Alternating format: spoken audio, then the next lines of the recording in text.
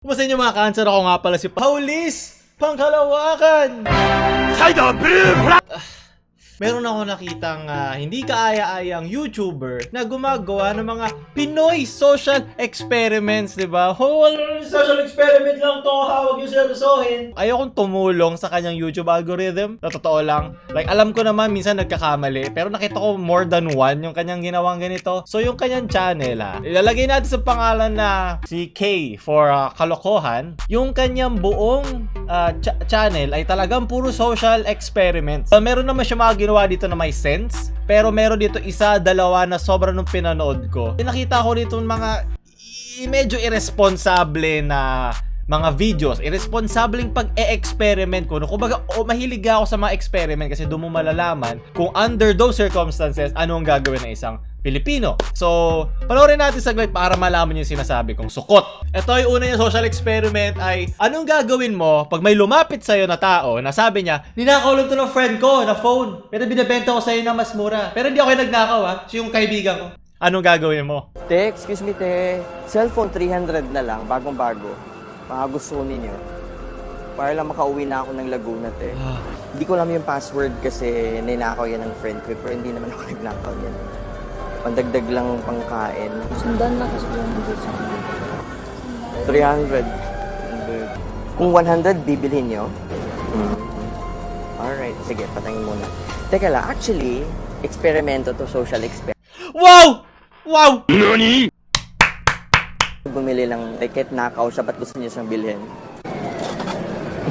Hindi naman po namin nako po siya. Oo, sabi ko kayo na. Kinakabahan sila kasi baka entrapment operation to. Nakaw siya. So, bakit mo siya gustong bilhin? Kasi mura. Tama ba? Bakit mo sinasabi ko? Wala ko pa experiment. Kung experiment yan, hindi ka pwede manggulo sa mga factors in play. Hindi mo siya pwede pangunahan. Kasi kumbaga, anong nangyayari, meron ka nang ini-expect na response doon sa ginagawa mo na experiment. Mahilig naman ako sa mga social experiments pero wag ka sumama sa mga variables Huwag kang mangilam. Diba? Kasi syempre pag bibili kayo ng nakaw, ibig sabihin nun, parang kinukunsitin niyo yung magnanakaw na magnakaw pa ng marami. Totoo yan. Ang tawag dyan ay anti-fencing law. Ang ayoko lang sa social experiment na to, sobrang irresponsible nito. Kasi pwede tong gawin, sabihin natin mag-viral to, pwede tong gawin ng isang magnanakaw para makatakas. Sabi, social experiment lang pala. So, tayo sa polis. Nasalis na ako. Diba? Hindi ito yung tamang paraan para ipakita mo kung anong gagawin ng tao pagdating sa nakaw. Or, hindi talaga to pwede gawa ng social experiment na merong responsable effect on the public. Tama ba? Diba? Sinabi pa niya rito na hindi niya alam pero sinabi naman niya noong una Na, bagong-bago lang to mga ate.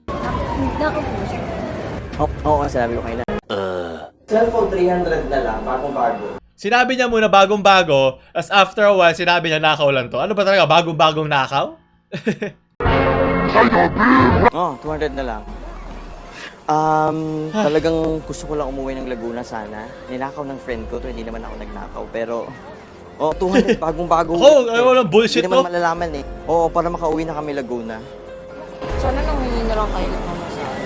Hindi, nahiya rin po. We're sorry, the number you have dialed is not in service. Tama yung sinabi niya ate, ba't hindi na lang kayo humingi? Tapos sabi niya, nahiya pa siya. Wala kakahiya naman na magnakaw na lang tayo sa iba, no? Yung pinaghirapan ng ibang tao na bumili ng kanilang sariling cellphone, nakakahiya naman na humingi na lang tayo ng pera. Nakawin natin yung pinaghirapan nila na mas mahal pa sa hinihingi mo ngayon kay ate na 300. So, sige lang. Woo! Easy views! Sabi, naiintindihan kita na ako. 100. 100. Deal or no deal? Wala, desperado na ho kami eh. Sa views? Naintindihan ko. So dito sinabi ng babae na meron siya mga inuwi dati sa ibang lugar na nanghihingi ng pera, hindi na niya kailangan bumili ng isang gamit na ninakaw na iba. Di ko na kaya. Ay, sukot. Buti na dyan kayo. Hawakan niyo yung kamay ko mga cancer. Kailangan ko pa ng ganitong klaseng content para sa cancer na katawan ko. Magkano lang yun? Para humingi ka ng ilang daan, magnanakaw ka pa, buhay mo pa kapalit, pwede ka pang makulong. Pag nakulong ka, mas mahal pa yan. Ang buhay ng isang tao, walang halaga yan. Te, mabuhay ka. Very good. Mag-hello ka na lang sa mga subscribers namin sa YouTube. Yun yung video. Oh, hi mga subs! Unang-una, itong ginagawa niya, pwede kang makulong sa ganyan kasi ikaw, di ba sinasabi niya dun sa mga binebentahan niya na hindi naman malalaman to nung nanakawan mo na binili mo. Pero ikaw mismo na nagbebenta, ikaw yung mas higher degree ng pagiging criminally liable dun sa ninakaw na gamit. To be guilty of a crime, one must commit the crime himself. O yung kanyang kaibigan, kuno, or if committed by another, he must in some manner participate either in its commission, accomplice, or in the fruits thereof. Ito naman, iba naman ito naman yung afterwards, yung tinulungan mo makatakas, tinulungan mo makatago sa pulis, yan, mga after na nung paggawa ng krimen. Pero technically, ito siya. Ito yung YouTuber na yun, kung ito man ay totoo. Talo ko skit lang lahat na. So hindi. So ito yung mga social experiment na talagang hindi mo kayang gawin na believable and responsible siya at the same time. Kasi kahit hindi mo pwede lahat sabihin na, oh, social experiment lang naman to. Sige na, hayaan na natin. kasi meron tong after effects no mismo experiment. Ito yung outside mismo na experiment na ang ginagawa mo ngayon, binibigyan mo ng ticket out yung mga tao gusto mo itong itry na totoong maging krimen. So sabi, ay, social experiment lang pala. Kaya may lumalapit na guard sa gilid o pulis. Ay, social experiment lang pala. Alis na kami ng kasama ng crew ko, ha, easy views, ha, dami.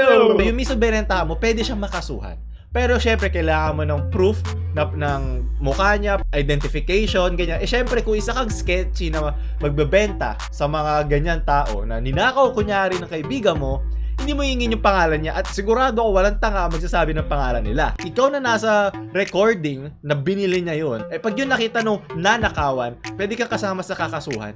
Pero syempre, mas mababa yung degree, pero meron ka pa rin criminal offense. Ito naman, sumunod. Hindi ko na kaya. Kasi syempre, yung mga binibilang mo sa SM, binibilang mo sa tindahan, may humihingi yan ng mga permit.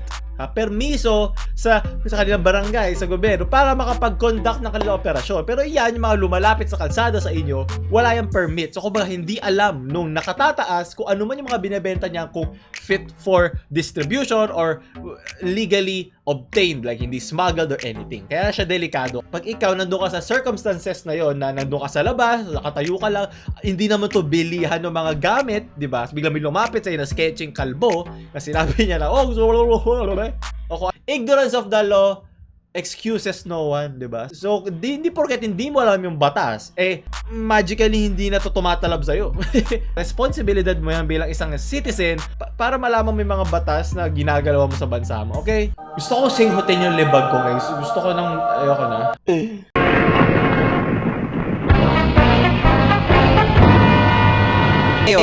May magsusumbong ba sa mga NMA officers? Ang kanya social experiment ay mag-hold up siya in public. Sige, fine. Una-una, sabihin natin mga facts muna. Ang una niyang ginawa ay kumuha siya ng bystander, binayaran niya para magkunyaring hold upin niya. So kung baka kasama siya doon sa skit. Okay, magtataho. Panoorin natin. Dito tayo, kuya. Apa. Dito tayo. Salamat, kuya. Salamat sa kalokohan, kuya. Wow, experiment naman. Hold up, akin yung pera mo. Huwag ka lumingon. Huwag ka lumingon. Nice Huwag ka lumingon. Akin yung pera mo.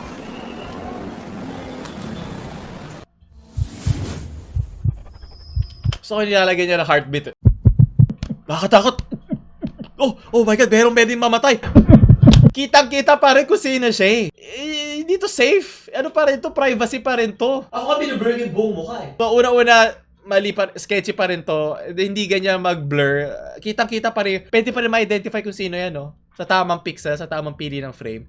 Hold up, akin yung pera mo. Huwag ka lumingon. Huwag ka lumingon. Pangalawa dito, gumamit siya ng isang dangerous weapon. Tandaan nyo, sa illegal possession of deadly firearm, nasa ano natin to, nasa batas natin to. It is unlawful to carry outside of one's residence any bladed, pointed, or blunt weapons, except when such articles are being used as necessary tools, di ba? Pang ano ng sibuyas, pang ano ng hotdog, di ba? Pero yung ganyan, kahit hindi ang kutsilyo, kahit ball pepper, kunyaring nakakatusok, gagamitin mo siya for a dangerous act. Illegal yan, bawal yan. Siyempre, wala namang magkakaso sa kanya kasi yung kanyang tinututukan, kasama sa skit, di ba? Pero, di ba, pag yan nakita yan ng tao, yun nga, pwede na naman kasi siya maging scapegoat eh. Pwede itong gawin, di ba, na masasamang tao, tapos sabi, hindi nyo ba napanood yung kay paring Kane yung sa YouTube, di ba, ginawa niya to? Joke lang, guys, dahil siya mawawala sa dilip. Alam mo ba, pag kaya meron kang barel na fake, tapos tinutok mo sa isang matanda, Mas inatake siya doon kahit hindi naman talaga dangerous. Dahil hindi niya alam na isa tong hindi naman to lethal weapon, pero iniisip na utak niya lethal to. Mali, ano pa rin yun eh, ikaw pa rin yung nasa mali, ikaw pa rin yung dali pag kinasuhan ka ng mga kamag-anak diyan. Kumbaga, dapat lagi isipin yung outsider na tumitingin, hindi yung mga nasa loob lang ng experiment. Kailangan all in all, di ba, na aspect. Ito yan, o. Eh, ba, paano? Ano yan? Kasi pinamukha mo na nga na walang ginawa yung mga tao. Kita-kita pa yung mukha nila, hindi yan blur. Ano katangahan to? May iba dyan, in-effortan, pero mali yung tracking eh. Kita-kita si ate doon. Oh my God. Oh my God, tinan mo to. What the fuck? Ako ata kailangan ko to i-blur eh. Para yan ma-down, kailangan i-report nung mismo nasa video. Siyempre, di naman to makikita ng mga busy magtrabaho yan. Hindi nila alam, nagagamit na sila sa ganito. Ayoko na siya sana gawin eh. Nung isa lang yung nakita ko eh. Kasi syempre, pwede ka lang magkamali. Pero may isa pa ako nakita eh. Kaya wala, ito na. Bago natin explain niya, may isa pa. Leche. Hindi ko na to dapat isasali pero humabol pa si kuya eh. Nag-upload pa siya ng bago eh. So ito na ba, nagkunyari siya na sabihin niya, hindi mo ba ako kilala? Bago siya papasukin ng security guard. Magyayabang ako sa mga security guards. Hindi ako papayag na i-check nila ang aking bag. Tapos tinan mo naman to. Tinan mo to. Anong klaseng blurring yan? Oh. Pero mamadali kasi ako. Ano yan? Uy! Lumilipad! Whoop! Whoop! Whoop! Whoop! Bumalik. Seryoso?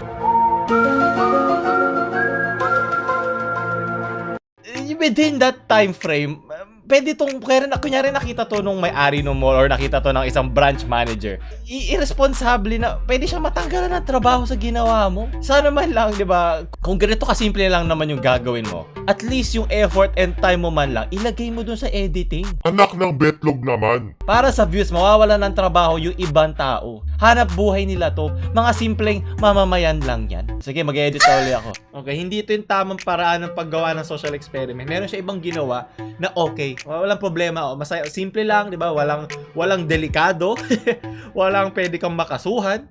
Parang awan nyo na, hindi porket nasa social experiment to, dapat mo na siyang gawin. Like, kailangan tama yung pagplano mo dun sa paggawa ng experiment mo para in the end, yung overall na magiging effect niya, both pre, during, and post, na makikita ng mga tao or ng mga masasamang loob, hindi nila to pwedeng gayahin. So, itong ginagawa ng YouTuber na to ay delikado both dun para sa kanyang mga in-experimentohan at yung tingin ng mga public na pwede nila tong gawin sa labas. So, this might not be 100% illegal as of now, but this is 100% irresponsible. Okay? Lalo na kung meron kang ganyang following, diba? Irresponsible yan. Ano, itigilan niyo yung mga ganitong sketchy na social experiment and just stick dun sa mga hindi harmful in the long run. Alam mo yun? Paano kung meron dyan isa na talagang may alam sa martial arts or police na naka-break time or police na hindi on duty, tapos bigla kang binaril dyan, di namatay ka pa, paring K. So, kung gagawa ka lang ng experiment, siguro din maraming safe sa lahat, lalo na rin sa'yo. Kasi, di naman ako naniniwala na pa nagkamali ka, dapat ka ng habang buhay mabaldado or mamatay, di ba? Pwede ka pa naman magbago and i-improve yung content mo. Pero itong ganito, delikado yan. So, itigil mo ni mga ganyang klase social experiment, ha? Maisip ka na ibang social experiment, ha? Maghanap ka, mag-research ka pa. And alam ko naman na kaya mong gawin niyang maayos. So, yun, kung may mga pakikilalang gumagawa ng mga kanseran paminsan-minsan dyan, comment lang kayo below. Siyempre, like nyo na bago kayo makasuhan. Paulol pang kalawakan. Ouch.